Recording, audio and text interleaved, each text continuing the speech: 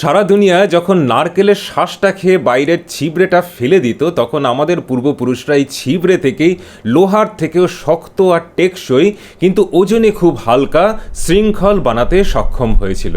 সমুদ্রের লবণাক্ত জলে অন্য কোনো দড়ি তো গলে যাবেই, লোহার শিকলও মরচে পড়ে নষ্ট হয়ে যাবে। তাই ব্যবহার করা হতো এই নারকেলের ছিবড়ে থেকে তৈরি মোটা মোটা দড়ি, যা ছিল ন্যাচারালি ওয়াটার রেজিস্ট্যান্ট। লোহার থেকে হালকা কিন্তু জলের নিচে লোহার থেকে অনেক বেশি টেকসই। এই ছিবড়েকে রেটিং প্রসেসের মধ্যে দিয়ে টেকসই করে তোলা হয়। সেটা কি, একটু হার্ড ওয়াটার বা ক্ষারযুক্ত জলে প্রায় 9 থেকে 10 মাস ডুবিয়ে রাখা হতো, যাতে এর ভেতরের মাইক্রো অর্গানিজম প্ল্যান্ট টিস্যুর নরম পার্টগুলোকে ভেঙে ফেলে।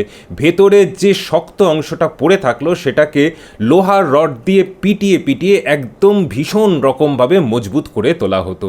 এর থেকে যে ফাইবারটা তৈরি হয় সেটাকে হাতে বুনে মোটা মোটা দড়ি বানানো হতো। জাহাজের নোঙরকে বাঁধার জন্য বা জাহাজ তৈরির সময় জাহাজের বিভিন্ন অংশকে একসঙ্গে জোড়ার জন্য নানা রকম কাজে এই দড়ি ব্যবহার হতো।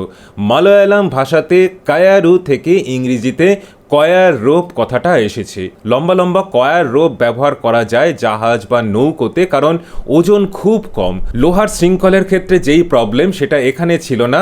এই দড়ির ওজনে নৌকো বা জাহাজের ডুবে যাওয়ার কোনো ভয় নেই। প্রাচীন ভারতের বণিকরা যখন দূর দূরান্তে জাহাজপথে যাত্রা করতেন তখন তারা এই কয়ার রোপই ব্যবহার করতেন। জাহাজের ওপর যে মাস্তুল বাঁধার একটা দড়ি সিস্টেম থাকে সেটাও তৈরি হতো এই কয়ার রোপ দিয়েই। 11 শতকে আরবীয় লেখকদের লেখাতেই ভারতীয় দড়ির কথা পাওয়া যায়। এই কয়ার রোপ টেকনোলজিকে ব্যবহার করেই চোল সাম্রাজ্য ভারত মহাসাগরের উপর রাজত্ব করেছিল প্রায় কয়েক শতক ধরে।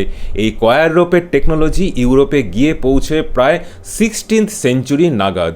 শুধু নৌকো বা জাহাজ নয়, এই নারকেল দড়ি টেকসই আর ওজনে হালকা হওয়ার জন্য বিভিন্ন কাজে ব্যবহৃত হয়।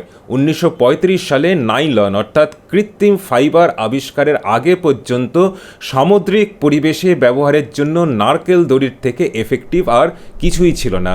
এর মুখ্য উৎপাদন আজকের দিনে কেরালা আর শ্রীলঙ্কাতে।